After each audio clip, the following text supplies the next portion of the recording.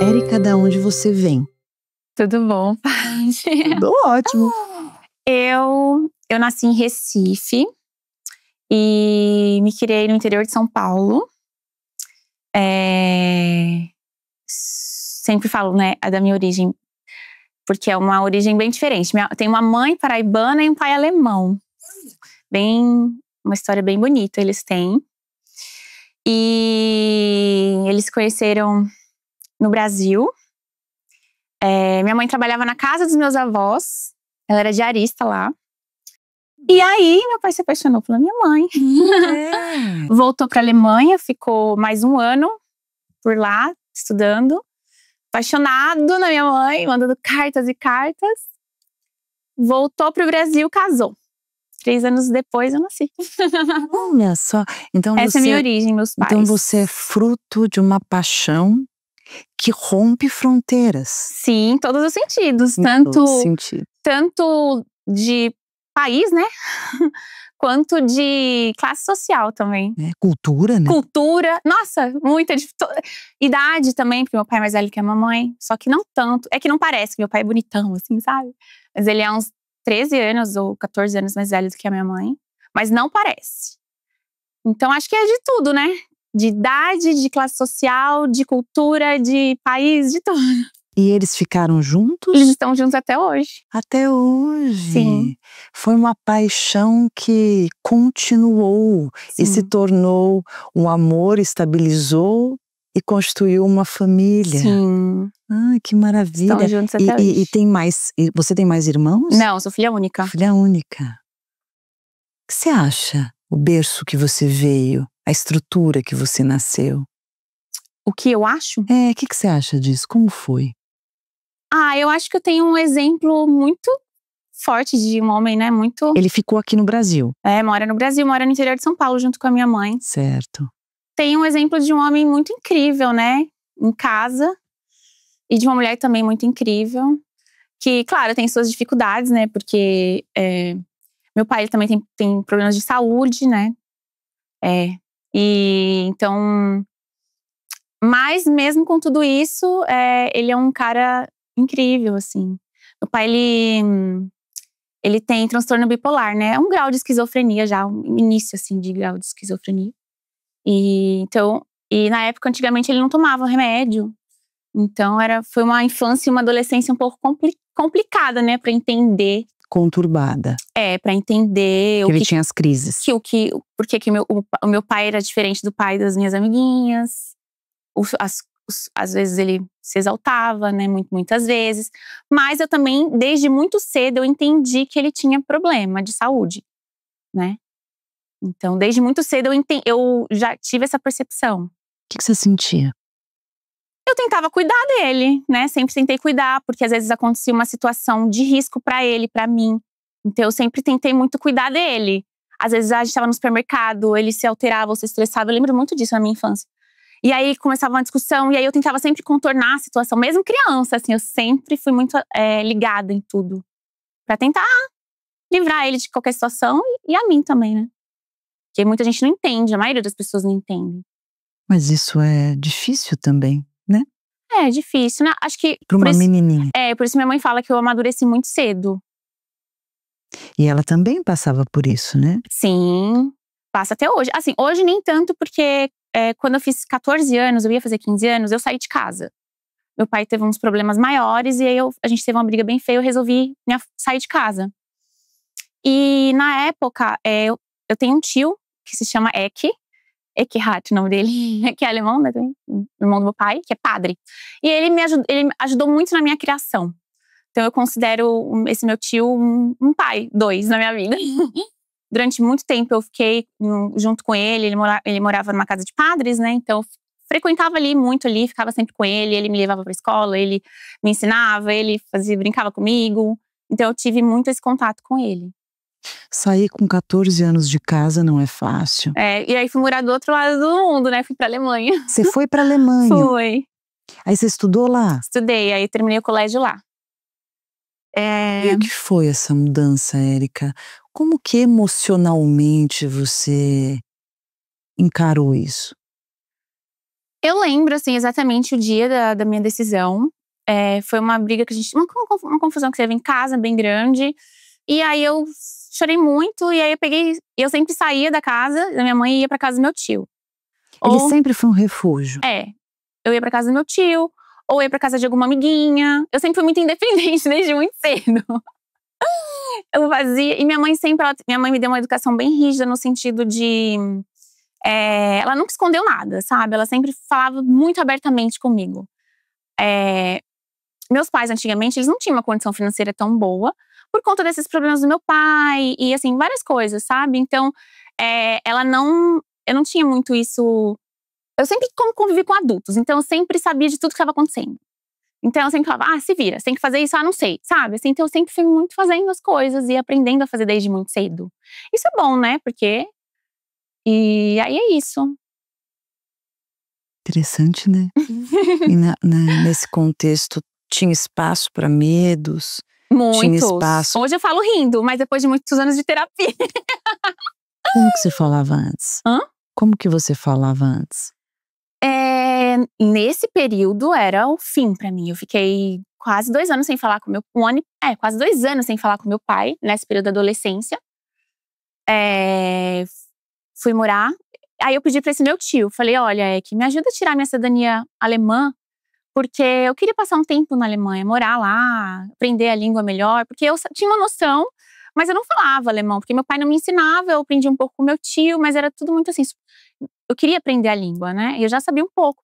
Quando eu fiz 7 anos, eu fui com meu tio, visitei a Alemanha, e aí eu falei, bom, agora acho que é o momento, né, acho que vai ser… Aqui no Brasil a gente não tem muito essa cultura, né, do adolescente sair de casa cedo, né? O latino, ele tem mais é mais acolhedor, né? O europeu, eu acho até pelas dimensões geográficas, né? Então, eles acabam fazendo muito, viajando, fazendo intercâmbio. O Brasil é um país muito grande. Para você fazer uma viagem, às vezes, é complexo. Mas na Europa é muito comum. E eu via as minhas primas, eu sou a neta mais nova, né? Então eu via as minhas primas mais velhas lá da Alemanha, eu sabia das notícias que elas tinham feito isso. Então, que tinha uma prima minha que tinha vindo para o Brasil para estudar português. Então, eu sempre não sei nada nisso. Eu falei, que me ajuda. Eu quero tirar minha cidadania alemã e eu quero ficar um tempo na Alemanha. E tua mãe concordou com essa tua ida? A minha mãe… ela aceitou. Aceitou? Ela aceitou. Porque o Eck sempre foi uma pessoa, a figura paterna da família, né? Então ele sempre foi o que decidia as coisas. Porque ele sempre teve ele é padre, mais velho, ele meio que me pegou assim pra criar mesmo, sabe? Então a opinião dele era muito importante, por isso eu fui logo falar com ele. E ele apoiou, porque eu ia ficar com a minha avó, com a família, eu ia ter eu ia ficar com a minha família lá, né, na Alemanha. E como foi estar lá? Muito difícil. Foi? Muito. Nossa, acho que eu posso separar da minha vida inteira 2 fases importantíssimas, que foram momentos que eu tive uma queda de energia, assim, sabe? Uma queda de… Porque eu sou uma fortaleza, eu sou muito forte. Muito, assim, muito, muito, muito. 2 momentos na minha vida inteira difíceis foram esses. Foi nessa transição minha, que não quando eu fui logo de cara, mas depois de 1 ano e pouco, que eu já tava morando na Europa, que eu tava estudando numa escola alemã, que eu tava… Várias coisas aconteceram lá e aí eu acabei me sentindo meio sozinha. Mudei de cidade, fui morar com uma tia, e depois morei com uma prima. Uma cultura muito diferente. Na escola também, eu fiz… Na Alemanha tem 3 tipos de colégio, né? Tem o Realschule, Hauptschule e Gymnasium. Para você fazer faculdade, você tem que fazer o Gymnasium, como nos Estados Unidos tem, né? E aí são anos… O Realschule você faz 9, 8 anos de escola e você pode fazer um curso profissionalizante. Hauptschule, você faz acho que 1 ou 2 anos a mais e você faz cursos profissionalizantes mais qualificados. E só o ginásio que você faz a faculdade. Então eu queria fazer o ginásio, né? E aí eu entrei na classe, acho que foi na 9 ou na 10. Aí você escolhe as matérias principais e as secundárias. E aí eu escolhi matérias que tinham mais a ver comigo. E até que me dei bem, só que as matérias que tinham mais humanas, que eram as que eu mais gostava, eu não ia bem, porque eu tinha que fazer análise de texto, de livro. Eu tenho trauma de livros até hoje, porque eu tive que fazer uma análise do livro O Perfume. Era um livro em alemão, enorme. Você nem esqueceu, né? E, nossa, eu tive que fazer uma análise, eu fiz uma prova e tive uma crise de pânico e eu zerei. Isso foi muito forte pra mim, muito pesado, porque eu me sentia burra. E aí isso era muito difícil pra mim, sabe? Porque às vezes eu até sabia mas eu não conseguia me expressar bem, então eu acabava me fechando um pouco. Então foi uma fase bem difícil pra mim. Engraçado quando você fala pra mim que você é uma fortaleza. Você falou isso pra mim até antes de sentar aqui. Uhum. Você falou, eu sou forte, quer dizer, eu acho que eu sou forte. Aí eu fiquei pensando, você teve opção de não ser? Não, né? Não. Que eu acho que esse é o ponto, né, Érica? A falta de espaço também para desmoronar um pouco, né? Porque os fortes também cansam. As fortalezas também precisam respirar. Não, no meu caso. Eu acho que É o verdade. leão é o rei da selva, mas tem hora que também ele precisa de afago, ele precisa de segurança. Fiquei pensando quem protege o leão, né? Muitas vezes a gente se vê na necessidade de tocar o barco, de ser forte, quando você diz que eu precisava cuidar para que o meu pai não explodisse, meio que tentando segurar a onda, ou mesmo explicar para as pessoas, poupar as pessoas, tentar puxá-lo e tal, para que aquilo não se tornasse maior, para que ele não ficasse em risco e nem a mim. Mas o quão difícil deve ter sido para essa menina chegar a essa compreensão, o quanto de vulnerabilidade ela não teve que, de alguma forma, passar por cima. Eu falo que quando você olha as mãos calejadas de alguém, você não consegue nem imaginar o quanto aquelas mãos passaram para se tornarem calejadas. Então, o quanto essa menina passou para se tornar assim. Sim. Quando você conta sobre ir para a Alemanha com 14 anos, eu fiquei aqui pensando, né? 14 anos, o ápice da adolescência. Uhum. Um momento de questionamentos, Foi, 15 de anos, medos, 14 pra 15. de dúvidas, Foi. de vulnerabilidade, 15 anos. de medo. Você não me disse, mas eu fiquei pensando que talvez faltassem muitas alternativas de fuga e salvação, né? Às vezes a gente tem que sumir de alguns lugares até para que nós possamos voltar. Uhum. Às vezes a gente precisa se afastar de algumas pessoas para que as condutas delas não nos afastem de vez. Nossa! E aí foi exatamente isso que aconteceu. Quando eu tava na Alemanha ainda, e aí aconteceram várias coisas lá que foram muito, muito pesadas, assim, sabe? E aí eu resolvi voltar pro Brasil.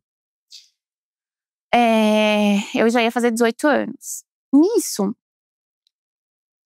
eu conversei com meu pai, com a minha mãe. E eu falei, olha, eu só volto se ele começar a se cuidar, né? E tudo mais, e foi o que aconteceu. A partir dali, até hoje, ele se cuida, toma remédios. Foi a partir daquele momento, foi uma virada de chave, eu acho, assim. A gente nunca falou sobre isso abertamente. Mas ele sabe, eu sei, minha mãe sabe. Que a gente não fica falando, sabe? Você entendeu o seu pedido para ele? O que você acha que você pediu para ele? O que eu pedi pro meu pai? Pra ele se cuidar, porque ele tava afastando as pessoas que mais amam ele, que sou eu e a minha mãe. E a minha mãe tava com ele ainda, mesmo passando por várias situações. Então, assim, era pro bem dele. Porque… Mas eu acho que o seu pedido era maior do que isso. Eu acho que o seu pedido era: pai, se cuida para eu poder estar perto de você. Sim. Se cuida para não estragar a minha relação com você. Se cuida para que eu possa amar você. Sim. Porque quando uma pessoa que a gente gosta muito não se cuida, ela vai destruindo Sim, o vínculo. Ela machuca. muito. E é muito doloroso quando a gente vê quem a gente ama se machucando, se destruindo, muitas vezes desperdiçando o que de bom a gente consegue ver.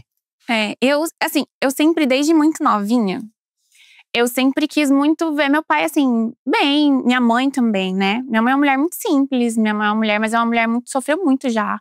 Perdeu os pais muito cedo, então teve que começar a trabalhar cedo. Lutadora, né? É, lutadora. E ela é sempre muito alegre, divertida, engraçada com todo mundo, alto astral. Então, assim, eu sempre quis muito que eu quero ver a minha família bem, né? Quem a gente ama bem, né? Feliz. Então eu lembro, meu pai é um homem muito inteligente, sabe?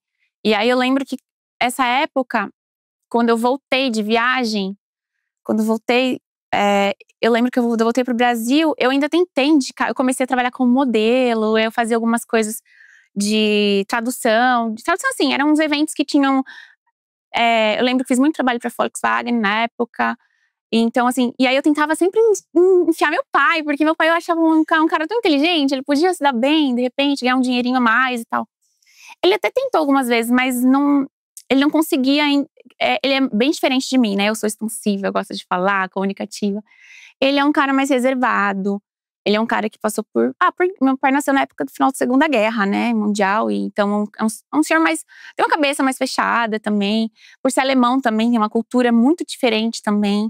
Então, ele tem essas barreiras, assim, né? E tem que respeitar, cada um tem um jeito, né? Mas é isso, eu sempre quis muito trazer isso, de tentar ajudar de alguma forma, né? Fiquei pensando que quantas vezes a gente quer salvar os nossos pais, né? Até para que a gente se salve. E na nossa equação afetiva, nós pensamos: se eu salvo a ele, se eu salvo ela, eu me salvo. Esse movimento de salvar, esse movimento de cuidar, muitas vezes de exigir muito de ti Bastante, eu me exijo muito.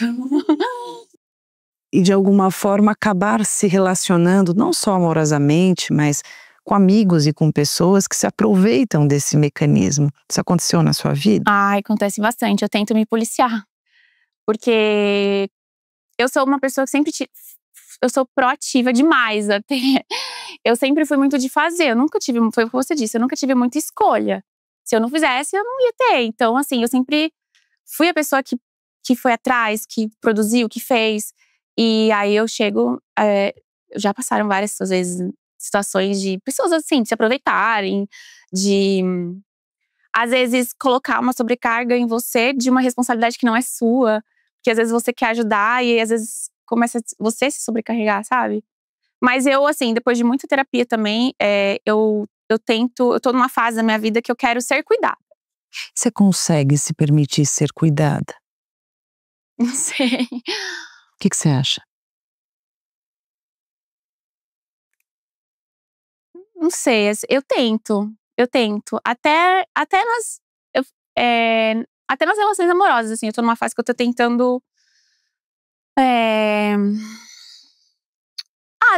permitir ser cuidada, sabe? Porque às vezes eu tava com uma pessoa e eu resolvia tudo, eu fazia. Nananã, e aí eu já tô numa fase que eu quero ser cuidada, sabe? Eu quero que tenha alguém que, poxa, mesmo eu podendo fazer, mesmo graças a Deus, assim, Deus foi muito incrível na minha vida, colocou muitas oportunidades maravilhosas na minha vida, graças ao meu trabalho também, minha perseverança. Então hoje, assim, eu posso fazer muitas coisas que eu sonho, que eu quero, a hora que eu quero, né? Uma viagem, assim, mesmo podendo fazer tudo isso, eu tô numa fase que eu tô querendo que alguém também organize, faça, sabe? Por mim um pouco. Você deixa fazerem? Quando você se relaciona? Você aguenta ser cuidada? Você aguenta o outro fazendo por você? Ou quando você vê, normalmente é você quem faz, você que é a proativa da relação? Eu tô muito acostumada a ser proativa, né? Mas eu tô tentando. Eu tô trabalhando muito isso em mim, assim. Eu namorei muitos anos, né? Eu namorei 8 anos, depois namorei 4 anos. Assim, Você sempre. namorou 8 anos a mesma pessoa? Mesmo. Uhum. E 4 anos também, morei junto. E. Então você é de namorar. Se bem que agora eu tô numa fase que eu tô solteira, já tenho acho que 1 ano, não, uns 2 anos. Você gosta de ser solteira? Ser não, né? Estar. Estar. Eu gosto. Uhum. Eu gosto. Do que você gosta? Eu gosto de… Eu acho que hoje em dia é muito difícil você encontrar um relacionamento que seja uma parceria, uma cumplicidade, né? Hoje em dia é difícil, não sei, tem alguns homens que são bem ciumentos, né? E, enfim, eu gosto de estar solteira. Eu acho que… Você confia? Você confia no relacionamento? Como assim? Você confia na parceria relacional? Você consegue entregar quando você tá com alguém? Não sei. Que você tem um histórico de dor, que você teve que se fortalecer muito. Sim. Quando você tem um pai ou uma mãe, ou ambos, seja o que for, não é o seu caso, é um padrão. Uhum. Quando você tem pais, ou um pai ou uma mãe, que tem um perfil instável, Sim. emocional, isso faz com que você nunca consiga relaxar. Não, eu nunca tô relaxada. Então, desde pequena, Sim. se eu pudesse adivinhar, você não relaxava. Você tinha que ficar em estado de alerta. Sim. Porque a qualquer momento ele poderia se irritar, ele poderia brigar, Sim. ele poderia deprimir, Sim. ele poderia virar o humor, assim, mudar Toda de hora. humor. Do nada. Era assim, eram coisas que… Eu nem gosto de entrar muito nesse assunto, porque são coisas que eu já superei, já passaram. Mas era sempre. Toda hora. E aí você tem que ficar sempre em estado de alerta. Você não relaxa, você não tem paz e você se acostuma a esse modus operandi. Adrenalina. Isso. Eu tenho esse problema, assim, não problema, né? Mas eu tenho esse Mecanismo. mecanismo. Eu gosto de adrenalina, eu sempre sou muito ativa, eu gosto de viajar, eu sempre tô muito ativa. Não sei se tem a ver com isso. Mas no relacionamento, você consegue relaxar? Em que sentido? Quando você tá com a pessoa, você consegue relaxar do tipo, posso ficar em paz com essa pessoa? Ou quando isso acontece, você fica de bode, se desinteressa? Por que eu tô chegando aí? Porque muitas vezes, aquilo que mais nos perturba, que é a instabilidade, quando nós vivemos em cenários assim, isso também nos remete o conhecido, nos remete familiaridade. Tá mais ou menos assim. Eu não quero isso. Mas quando eu estou com isso, isso me conecta. Porque isso é conhecido na minha história. Viver instabilidades, viver essas emoções, me estressar, ficar ansioso. E aí quando eu tô solteira, eu me sinto até segura, né? Porque eu sou dona do meu próprio nariz, eu não tô mergulhada em nada, eu consigo transitar com mais controle. Uhum. E assim, eu sempre tive relacionamentos na minha vida. E é difícil dizer, né? É difícil a gente se autoanalisar. Eu tento sempre muito. Eu acho que a vida é um constante aprendizado. É. Quando a gente acha que a gente sabe tudo sobre a gente descobre que a gente não sabe nada. Então, assim, eu tô vivendo o momento presente. O momento presente eu tô feliz. Mas nada impede que amanhã eu não conheça uma pessoa incrível e queira casar e ter filhos. Porque esse, na verdade, é o meu maior sonho. É teu sonho? É. Ser mãe. Assim, eu namorei muitos anos, mas eu nunca tive essa vontade de ter filhos. Você não tinha vontade? Eu tinha vontade, mas era um sonho distante, sabe? Porque eu sempre pensei que eu tinha que viver as coisas, que eu tinha que… Na minha cabeça, eu tinha metas. Eu sempre tive muitas metas na minha vida. Profissionais, pessoais, financeiras. Então eu sempre achei que eu não estava preparada. Mesmo na época, quando eu estava namorando, namorei muitos anos, se acontecesse, eu acho que não seria uma coisa ruim. Mas eu não queria.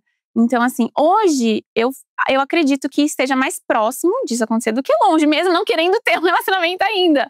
Olha que loucura. Como que você imagina viver a maternidade? No seu sonho, assim, na sua cabeça? Eu acho que vai ser muito difícil. Porque todo mundo diz, toda mulher, né? A gente fala que as pessoas fantasiam, né? A gestação, dizem que é tudo lindo e maravilhoso. Eu sei que é difícil, mas eu sou tão fortaleza que eu acho que eu vou tirar isso de letra. Porque só o fato de você ter uma pessoa que veio de dentro de você, sabe? Fruto do seu amor, fruto do seu carinho, eu acho que vai ser uma coisa única.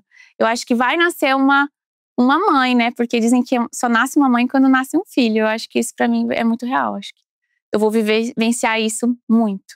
Que legal! Isso é forte em você, então. Sim. É interessante porque quando a gente tem um filho, eu falo que o filho vem para mostrar tantas coisas para nós. Vem pra gente acessar tantas camadas que a gente nem imagina. Eu acho que vai ser uma Érica. Eu falei pra você que tiveram 2 fases na minha vida, 2 épocas que Mas você me contou uma, né? Eu acho que essa vai ser a terceira. Qual foi a segunda? A segunda foi o ano retrasado. Não foi nem na pandemia, pra você ver, foi o ano retrasado. Foi uma fase muito difícil minha, foi uma fase que eu me peguei. Sabe aquela crise dos 30? Eu acho que foi. Mas não pelo fato da idade, porque não era nem pela idade. Foi pelo fato… Foi ano passado? Não, foi ano retrasado. Foi pelo fato profissional. Pessoal também. Acabou influenciando muito. Que eu fiquei perdida, assim. Eu falei, Senhor, e agora? Eu não entendi. Não entendeu? O que te deixou perdida? Eu acho que chega uma fase da nossa vida que, assim, eu conquistei muita coisa bacana, sabe? Deus me proporcionou muita coisa boa no meu trabalho. E você trabalhou muito. Muito. Consigo ajudar muitas pessoas, minha família, amigos. Eu sei que muitas pessoas são beneficiadas disso e eu sou muito grata a isso. Mas chega um momento da sua vida que você se pega falando, será que é isso mesmo que eu gosto? Qual que é o sentido de tudo isso? E aí eu tava também numa fase, num relacionamento que eu conheci uma pessoa que não tava me fazendo muito bem. No trabalho também não tava me fazendo bem. Eu não deposito a minha frustração daquele momento em algo ou em uma pessoa. Porque nunca é uma coisa só. Eu acho que é um conjunto de coisas que fazem com que isso venha à tona, né? E pra mim acho que foi isso. E o que você fez? Fiquei mal, chorei em posição fetal. Sim. E não foi engraçado, né? Agora é. Agora é porque eu superei. Porque eu sou assim. Eu vivo, eu choro, me permito. Mas eu também não me permito ficar muito tempo mal, não. Você chorou bastante. Chorei. Colocou pra fora. Coloquei. Hoje eu dou risada, olha que loucura. E você chorou com você mesma? Ou você teve ombro pra chorar? Não tive. Não teve? Não tive. Você chorou com você? Comigo. Eu e Deus. É difícil pra você confiar num ombro que você possa debruçar e chorar? Eu acho que os seres humanos, eles são falhos. Eu acho que ninguém é perfeito. E eu posso até chorar no ombro de alguém, mas a minha conexão direta é com Deus. Porque Ele que me manteve forte nos momentos que eu me senti mais vulnerável. Não foi uma pessoa. Não foi uma terapia, não foi uma igreja, não foi minha mãe, não foi meu pai, não foi meu primo, não foi uma amiga. Porque nesses momentos de dificuldade eu até cheguei a tentar procurar algumas pessoas. Mas não foi isso. Foi Deus. Foi eu, ajoelhada no chão da minha casa, triste, mal. Eu lembro que eu fiquei uns 3 dias sem levantar da cama. Você tem noção disso? De tipo assim, eu sou uma mulher extremamente vaidosa, eu amo meu trabalho, eu sou feliz, eu acordo querendo gravar, querendo mostrar coisas interessantes para as pessoas, me comunicar. E eu não via brilho em nada. Eu não via brilho na vida, eu não via brilho em nada. Eu chorava. E aí foi um dia que eu não aguentava mais. Eu falei, Senhor Jesus, devolve, eu não quero nada do Senhor, só quero que o Senhor devolva o brilho da minha vida. E foi isso. E foi assim, foi aquele momento de conexão que eu tive com Deus que… Mas isso não foi um dia, né, Érica? Não. Foram vários. Foram vários, só que eu esse foi o auge, que eu fiquei 3 dias em casa, sem sair de casa. Porque eu sempre me forçava a fazer as coisas. E você consegue entender o que aconteceu? Desde essa última vez essa última vez que eu passei essa situação, não. A época da minha adolescência, eu sei. Mas esse episódio que você me conta, de 3 dias que você fica na sua casa, em posição fetal, que você não me contou, mas eu imagino que talvez estava difícil de comer, estava difícil de fazer atividades de rotina. Não, eu não fazia nada, não saía de casa. Então, isso me parece um quadro depressivo. Foi um quadro depressivo. Só que eu já tava… Você tinha essa consciência? Tinha! Tanto que eu sei porque meu pai tem depressão. Então, eu sei como é. A pessoa que tem depressão, a pessoa não quer sair de casa, a pessoa não tem ânimo pra nada. E já tinha uns 3, 4 meses que eu tava sentindo isso em mim. Só que eu me forçava. Érica, como é difícil quando uma pessoa que se considera e teve que ser uma fortaleza, ela ter que reconhecer que ela adoeceu. Nossa, muito. Muito. Isso mexe com muitas coisas. Muito. Parece que eu sou uma impostora sobre o que eu acredito ser.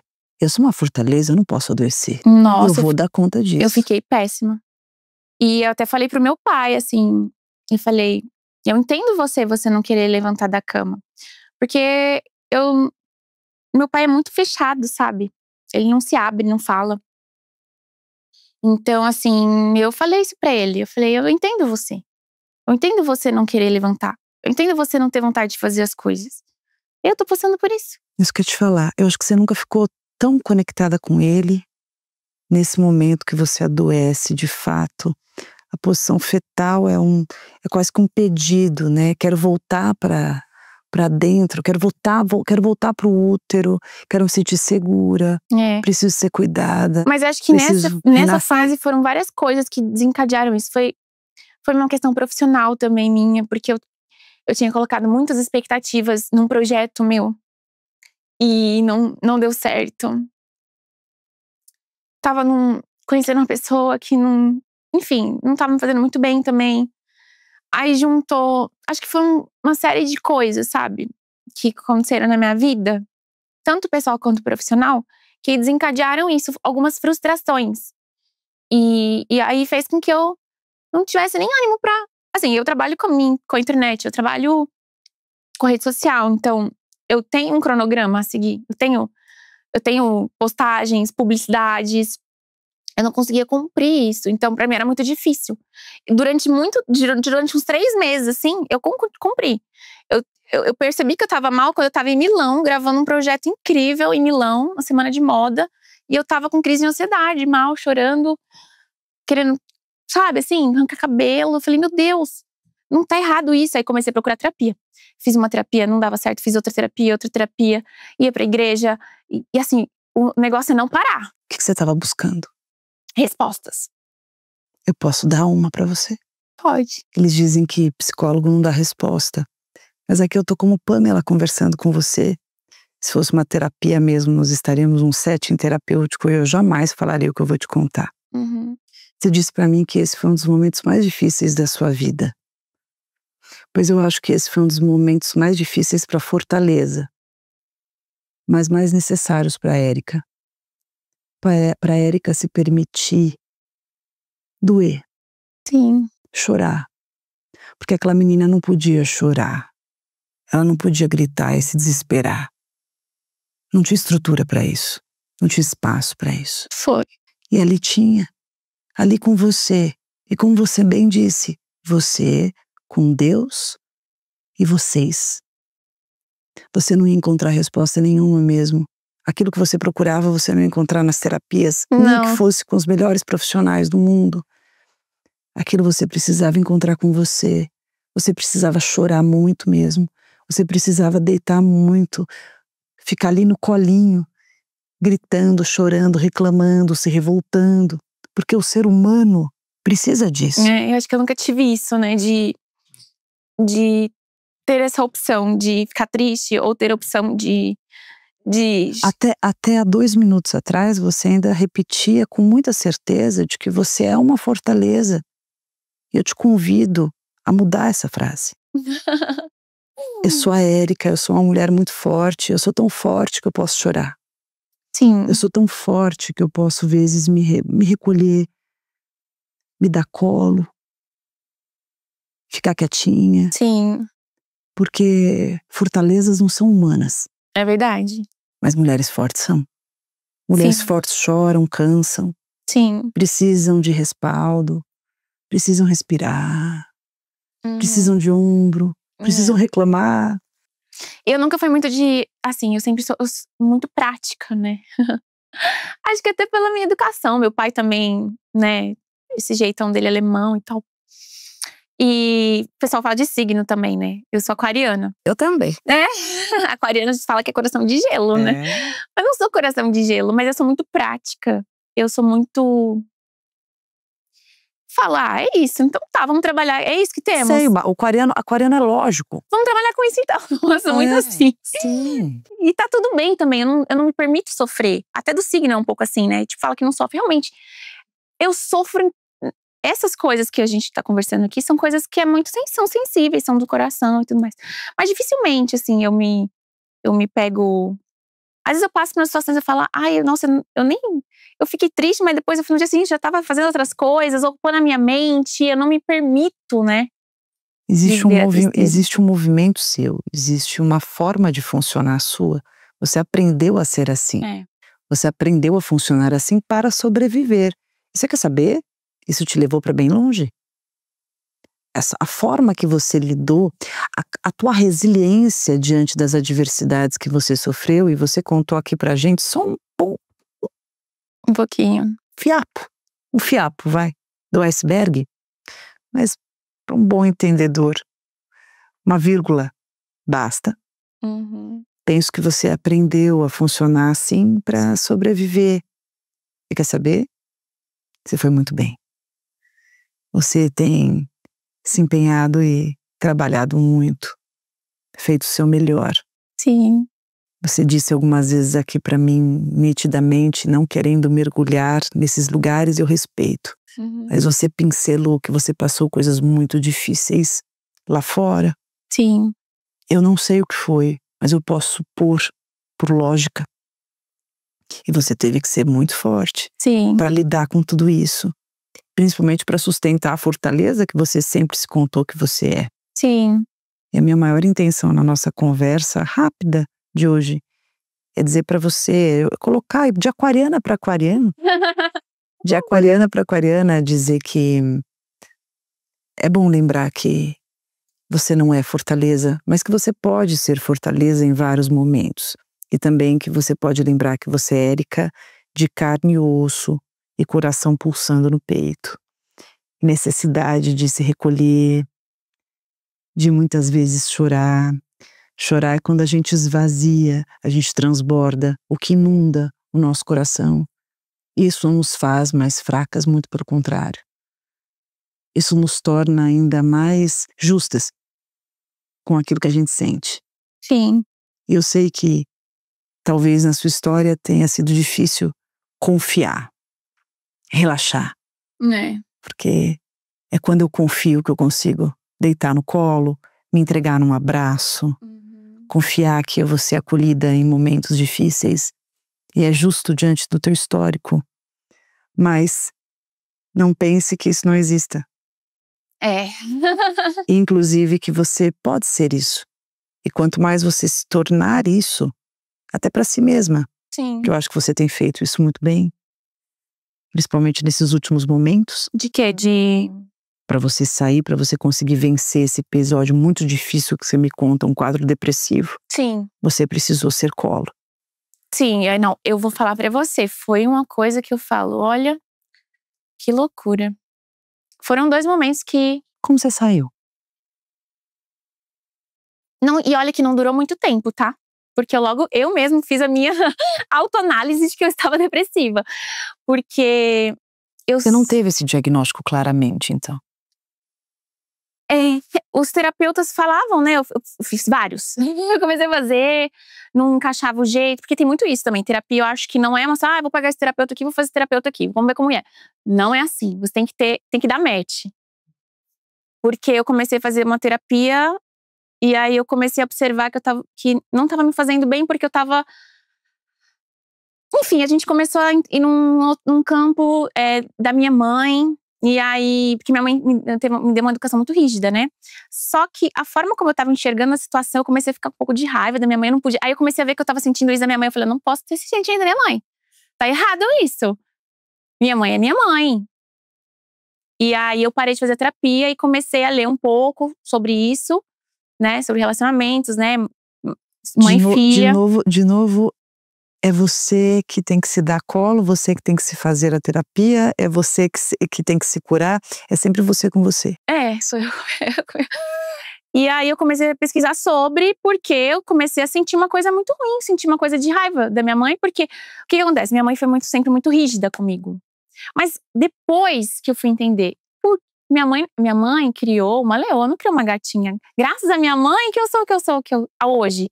Que eu tenho, que, sabe? Então, assim, eu não tenho que ter raiva dela. Ao contrário, ela foi dura comigo, mas graças a esse jeito, ela não teve também isso.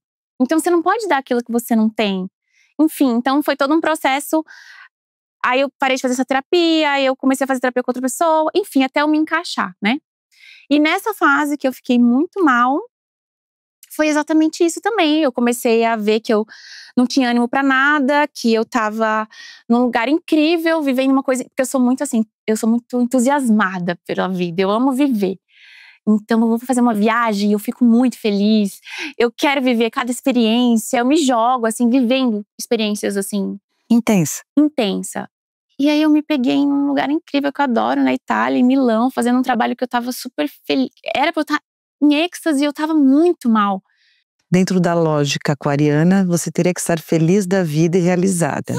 Todos os detalhes apontavam para isso. É lógico, é muito lógico, assim, eu sou muito lógica. E não tava, eu falei, meu Deus, não tá certo isso. Eu já comecei a ver que não tá errado, não tá certo isso. Eu não via graça em nada.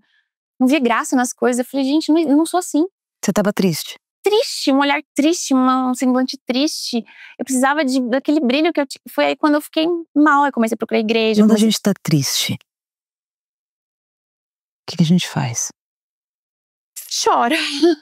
Que mais? Fica mal. Que mais? Procura o colo. Eu tô dizendo isso porque você aprendeu tão bem a fazer tanta coisa. Você aprendeu a se virar tão cedo.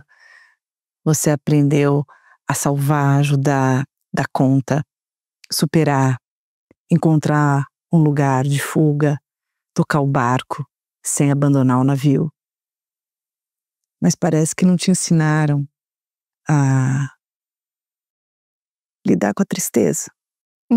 Eu não sei muito lidar com a tristeza, eu não gosto. Às vezes parece que a tristeza é uma vilã. Né? Mas tem que ter. Tem que ter esse momento. Eu não perguntei pro teu racional, você é inteligentíssima. Eu perguntei pro teu emocional. A tristeza não é bonita, Érica. A tristeza, ela assusta. Às vezes ela vem avassaladora.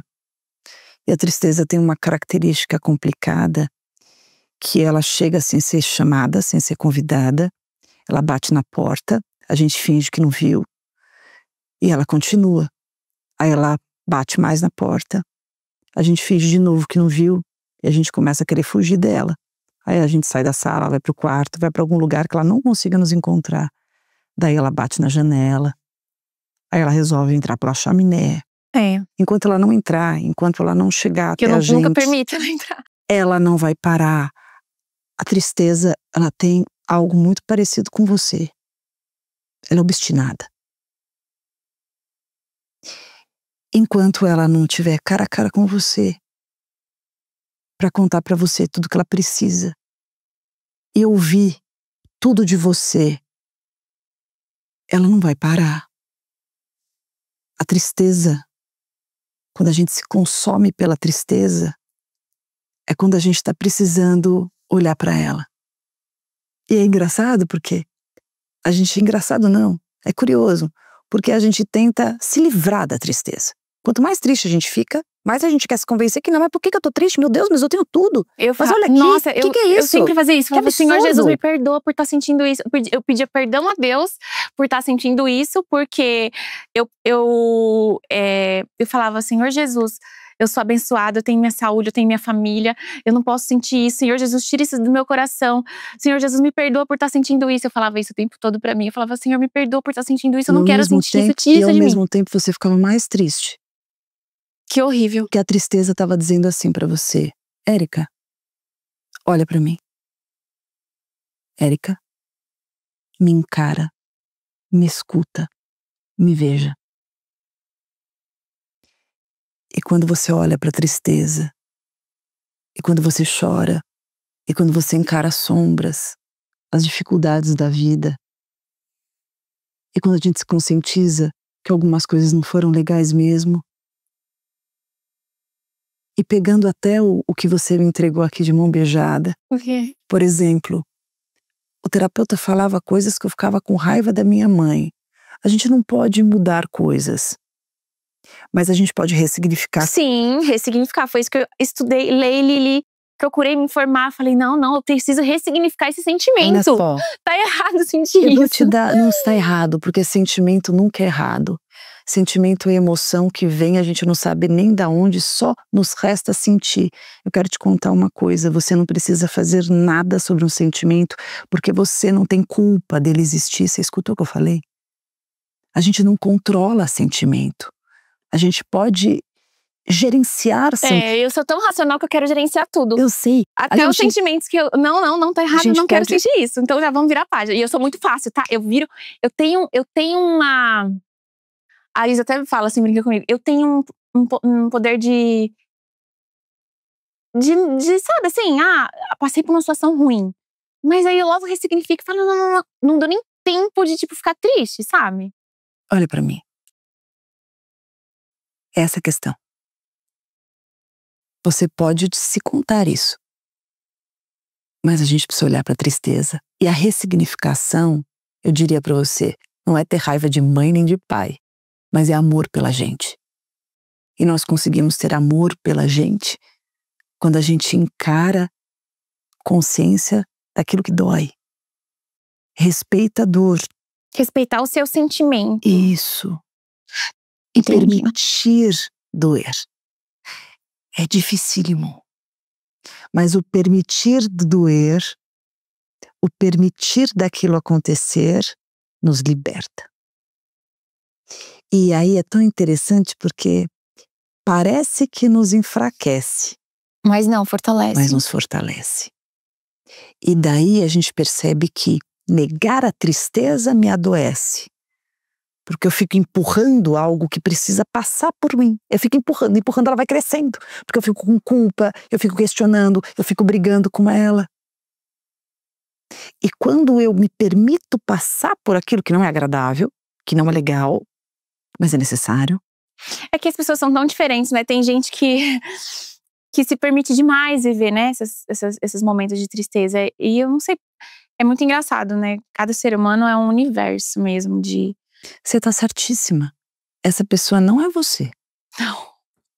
Porque você tem toda a razão, você tem uma estrutura que você mesma me contou, que é uma estrutura forte, que é uma mulher proativa, que é uma mulher que toca o barco, que faz acontecer, que encara, corajosa. São virtudes suas, são poderes que você tem. E você ainda vai ser mais poderosa quando você perceber que receber a tristeza, ao invés de negar, ir pro quarto, fugir dela, fingir que não viu e tal. Tô nem aí, passou, bababá. Porque na hora passa mesmo. Parece que passa. A tristeza não desiste. Mas ela ressignifica, ela não vai vir nesse formato. Às vezes ela vem com outro… Independente de como ela vier, você precisa conversar com ela. Eu concordo com você. Tem pessoas que se entregam a ela. Tem pessoas que simplesmente pegam a tristeza, recebem na casa, mostram um quarto para a tristeza se instala lá, fica lá, passa dias lá, meses, anos, uma vida toda. Essa pessoa não é você. Uhum. Você é uma mulher forte, que gosta da vida, que é muito intensa e que isso é lindo em você. E se você receber a tristeza, bater um papo com ela e dizer: essa conversa que a gente precisava ter, tem mais alguma coisa que você queira me falar? E a tristeza ter essa troca com você encarar a tristeza e dizer, hasta la vista. Estamos conversadas. Ela se vai. Não sei se ela vai voltar ou quando ela vai voltar. Mas você recebeu. Mas são os você nossos acertou. divertidamente estão ali. Mas sem dúvida. Que não é nada divertido. Mas é preciso. É preciso. E eu sei também que na vida, quando tem tanta coisa que a gente tem que dar conta, parece que ter que olhar pra tristeza é tempo demais que nos pede, é energia demais. A gente nem tem tempo pra isso. Não tem tempo pra não é? tristeza. Esse é o primeiro pensamento. Eu compartilho com você que há 2 anos agora, eu que sou especialista, que sou psicóloga, tive um ataque de pânico, um transtorno de ansiedade, uma neurose de fobia absurda. 5 horas da manhã achei que eu ia morrer. Achei que o meu coração ia rasgar do meu peito. Eu trabalho com isso com uma criança minúscula no quarto do lado. Cheguei pro meu marido e falei, eu trabalhei em hospital. Eu falei, eu não sei se eu estou tendo uma crise de pânico ou se eu estou tendo um infarto. Eu não sei. Na dúvida, eu vou ao hospital. Sim. E no caminho do hospital eu desmaiei. Nossa. Eu tive certeza que eu estava morrendo. E foi um dos momentos mais difíceis da minha vida. Porque é tão interessante, porque naquele momento eu só pensava assim, ó que loucura, soa lado aquariana vai entender. Eu falava assim, meu Deus, eu preciso passar todas as senhas pro meu marido? Olha que loucura. Olha que eu pensei. Porque senão como que ele vai fazer tudo o que tem que fazer? Eu tenho muita coisa que eu dou conta e não dava tempo. E eu falei, meu Deus, eu tenho tanta coisa. E eu vou morrer aqui e vou dar trabalho pros outros. E eu falei, como o meu marido vai explicar pra minha filha? Eu pensei em 2 coisas. Falei, meu Deus, eu preciso passar todas as senhas pra ele. E como que eu vou explicar pra minha filha? Como ele vai explicar pra minha filha que eu morri aqui no carro? Olha que loucura. E assim, que loucura. Enquanto a médica não foi lá, tirou minha pressão, fiz os exames de sangue e tal, fiz todos os exames depois pra ter certeza que não era coração, que era ansiedade, eu não acreditava. E até hoje tô medicada. Então assim… Mas ninguém, acho que somos seres humanos, estamos suscetíveis a tudo. É isso que eu tô te contando, é que assim, eu também, naquele momento, e quando eu tive que encarar que eu estava tendo uma crise de pânico, meu primeiro pensamento humano foi assim, que raio de psicólogo eu sou? Eu imagino. Eu me senti uma farsa. Eu me senti assim, se eu não consigo me equilibrar, eu que em tese tenho tantas coisas, tenho tantas facilidades, será que eu tenho esse direito? Eu me senti a pessoa mais fraca do mundo, eu me senti a pessoa mais perdida, questionei a minha capacidade, quem eu era, o que as pessoas iam pensar de mim. E por incrível que pareça, ao viver disso, ao sentir na pele, eu nunca me senti tão próxima às pessoas que eu cuido, mesmo as pessoas que eu cuido de longe. E por que eu tô dando esse depoimento para você? Porque não é porque a gente adoece, não é porque a gente cansa, não é porque a gente esmorece muitas vezes que a gente deixa de ser forte. Por isso que eu tenho certeza quando eu te disse, os fortes também cansam. E reconhecer as nossas sombras talvez nos mostre camadas as quais a gente nem imaginava que existiam em nós. Eu acho que foi o que você disse, os momentos de maior fragilidade, os momentos de mais vulnerabilidade foram os momentos que eu mais voltei pra mim. Que eu mais conheci os limites da Érica. Isso. Porque foram momentos que eu realmente… Eu sou muito alegre, vivo e, sabe, entusiasmada com tudo. E aquele momento eu me senti, assim, completamente vulnerável. Me senti completamente… Mas foi assim, acho que foi uma das fases que eu mais aprendi, assim, sabe? Minha mãe fala, quando eu morei fora, né, e voltei pro Brasil, minha mãe fala que a Érica foi pra lá uma menininha e a Érica voltou uma mulher. E é verdade. Porque eu aprendi ali na raça. Na marra, né? Na marra. Uma menininha que me estudava numa escola da igreja, que tinha vergonha de usar short para não mostrar as pernas de vergonha, voltou assim, independente, fazendo, acontecendo, cheia de ideias, cheia de energia. Minha mãe fala que eu realmente amadureci muito. E eu acredito. São nesses momentos que a gente amadurece mesmo, que a gente cresce, mas é difícil, né, para você se aceitar que você viveu esse momento de fragilidade, porque parece que você viveu um momento de fragilidade é você ser fraco. O que você hoje diria para aquela menininha que estava com vergonha de usar bermuda, shorts por causa das pernas, para aquela menininha que se via muitas vezes sozinha, numa cultura que ela não se reconhecia, longe dos pais que, muito embora tivessem as questões, ela amava muito e ela sentia muita saudade. O que você diria para ela hoje se você pudesse revisitar, porque dizem que o passado é uma morada desconhecida? É. Olha, eu acho que eu diria para continuar forte, firme, se permitir ficar triste. Fala pra ela, deixa eu escutar. Como você falaria? Eu acho que eu falaria para ela se permitir sentir, Fala pra ela. se permitir sentir. Como que era tudo. seu apelido? Nunca teve muito não, era Érica mesmo. Era Érica? É. Então fala, como que você falaria pra Eu ela? falaria isso, eu falaria pra eu continuar forte, firme, mas que sofrer, ficar triste. Sabe o que eu lembro? Eu lembro de uma aula acho que foi de geografia. E aí eu tava muito mal, muito mal, muito mal, muito mal, muito mal, muito mal, muito mal na escola. Nossa, eu tava péssima. E eu só queria chorar. Eu só queria desabafar. E aí eu não conseguia. Aí eu comecei a escrever no caderno tudo que eu tava sentindo. Eu falava, eu não tô aguentando, eu tô nessa sala, tá nevando lá fora, tem um monte de gente aqui do meu lado. Esse professor tá falando um monte de coisa, eu não consigo entender o que ele tá falando, não tô conseguindo ouvir nada. Todo mundo aqui do meu lado tá achando que eu sou uma burra, que eu não entendo nada. Porque tem essa insegurança, porque você é adolescente. E aí tem o fato de você não ser aceito na escola, tem o fato de você falar uma outra língua, ou os seus amiguinhos acharem que você não tá entendendo nada, então ela é burrinha, coitadinha aí, ó, burrinha, não sabe. Aí, às vezes você quer se comunicar, se expressar de uma outra forma um pouco mais complexa, você não consegue também.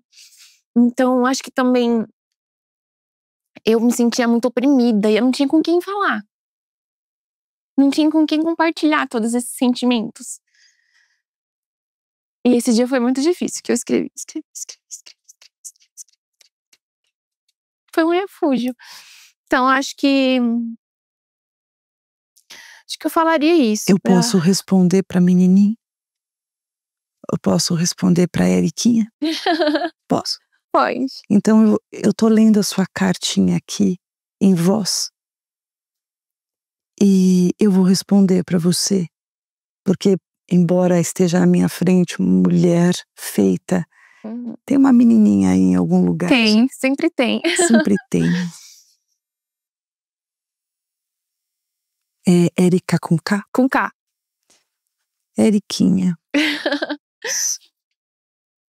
Consigo escutar a voz da sua solidão em meio a tanta gente. Posso supor as saudades oprimidas no peito diante da impossibilidade e autorização de voltar ao seio da sua família. Vejo também o tanto que você se cobra, mesmo tão pequenina. posso notar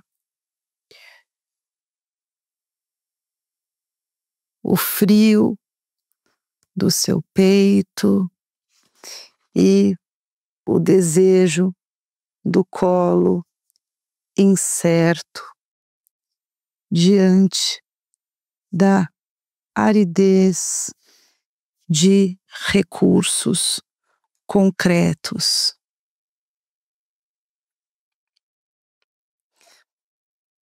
Quero contar para você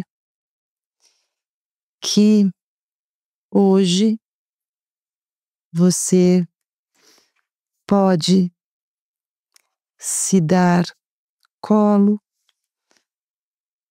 abraçar seus medos,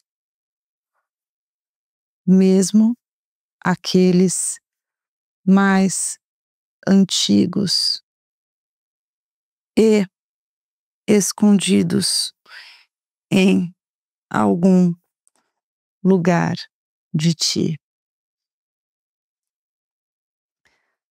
Ainda que você acredite, aparente ser fortaleza, você é humana, recheada de experiências, recursos aprendidos e pode, deve desaguar, descansar, se poupar, receber, se mimar e ser mimada.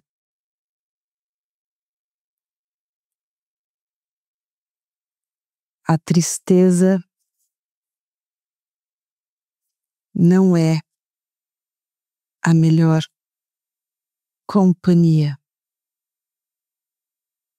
mas ela serve para nos lembrar que precisamos, ora, pausar para nos refazer, reabastecer e ressignificar. Para então podermos gozar legitimamente dos momentos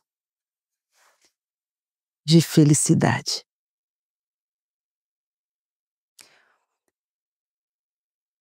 Orgulho de você e do quão tem trabalhado e lidado com as adversidades da vida. Não à toa o seu sucesso.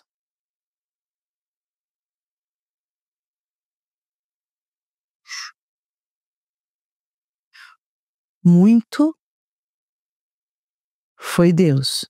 Sim. Mas a maior parte, sem dúvida nenhuma, foi você. Viu? Sim. Obrigada, Paty. Nos vemos na próxima sessão.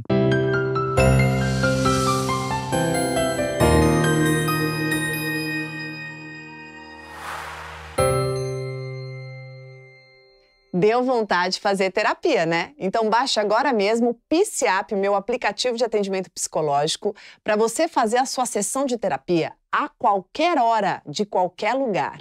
Temos milhares de psicólogos qualificados na abordagem do jeitinho que você quiser, prontos para te atender.